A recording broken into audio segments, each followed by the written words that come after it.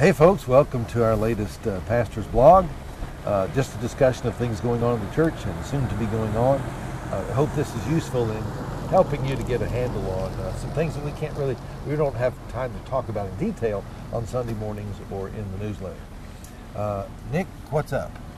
Well, since we talked about the digital footprint 2 Sundays ago, our last pastor's blog went from having 100 people viewing them to 300. So apparently there's more people looking at these. So that's good. Some other things to remember about our digital footprint is that all of the talks that we do on Sunday morning and Sunday night are available for free online. You can download them and you can podcast them. You can go from our website to these pastor blogs. And then also there's what's available is what's called online giving, which is relatively recent. Yeah, that's a huge thing. What we realize is as this culture is changing, we have a number of our folks in the church who are saying, I only write one check in a month, and that goes to the church because no one else uses paper anymore.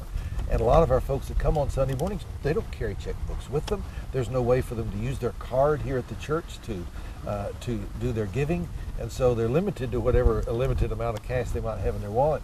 And so it's difficult for folks to do regular planning that way. So we're trying to expand opportunities for giving, and that will include getting online, putting this on an automatic electronic withdrawal or automatic credit card debit. We don't want you to use this irresponsibly, but some folks even get like Sky Miles and stuff for having paid their tithe through their credit card. So some people are learning to, and we're learning here at the church to try to accommodate the new digital age. Yeah. March 21st is going to be our short-term missions training summit. That's going to be just one morning, and it'll be everything that you need to know to go on and be a helpful member of a short-term missions team. It'll also be a good opportunity if you're considering going on a short-term missions trip to go and kind of find out what's involved. And this is free? Is it free? Or absolutely is there a lunch cost? Free. Okay. And the people who are going to be leading it are going to be, Jim and I will be part of it, and Jack Williams, who's a career missionary, will be there.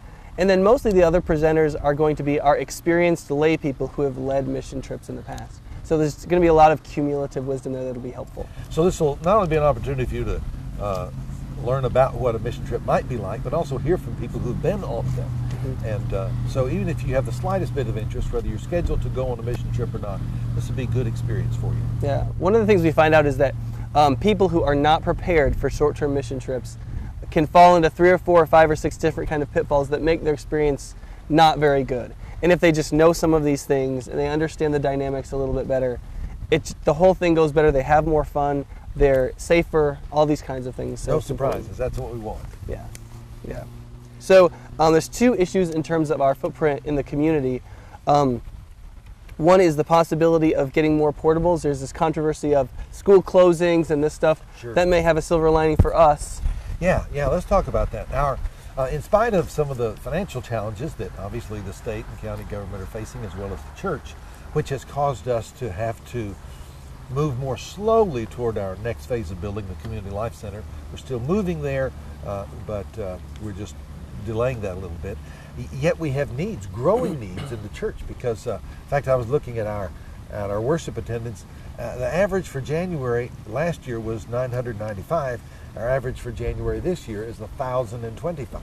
So we have more people in the sanctuary, more people in the nursery, more people in the Sunday school classes, and we need more space. Well, it turns out that some more of these portable buildings are available. So as a temporary measure until we get to the Community Life Center, we may be looking, our short-term needs task force may be looking at ways that we can meet those needs through the use of some available portables.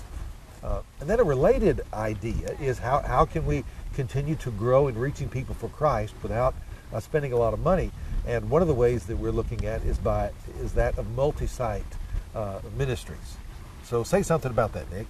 Yeah, one of the in some ways clearest ways to grow is with brick and mortar, but it's also one of the more expensive ways to grow. And so the possibility of us doing services on other sites, particularly on Sunday morning, is something that we're beginning to look at. And one of the reasons for that is that we have now about 4 functioning worship bands. We have more worship bands than we have worship venues. And then we have even more talent coming in that are sort of satellite to those small communities. So we've got plenty of people that God has brought to do services, more than we have spaces to do that. As well as multiple preachers. So we Right. really have the capability to be doing simultaneous worship services in some other places with the existing people that we've got. So we feel like this is an economical way to expand ministry. So we're searching there. So be praying for us as we look at possible venues for having other worship services with our current staffing to just multiply our presence in the community and our outreach. Yeah. I guess to end with, there's two things. One, any feedback that you want to give the pastoral staff, you can send to pastors@mylhumc.net, and that'll come to us if you have anything you want to let us know about. And secondly, we want to give a local missions opportunity when we can, when we do the pastor's blog. And one of the opportunities that there is right now is for Celebrate Recovery, which is our ministry to people who are recovering from addictions and different kinds of problems. They do a meal when they meet on Thursday nights, and we're looking for small groups or people who are willing to make food for them. It's about 20 people. So that's an opportunity if you're a small group or if you're looking for one. Good. Do let us know if there are some things that you're interested in, that you'd like to hear about through the pastor's blog, as well as other comments that you might have. Let's make use of the website. Thank you for being here now, and we'll look forward to being with you again for our next pastor's blog.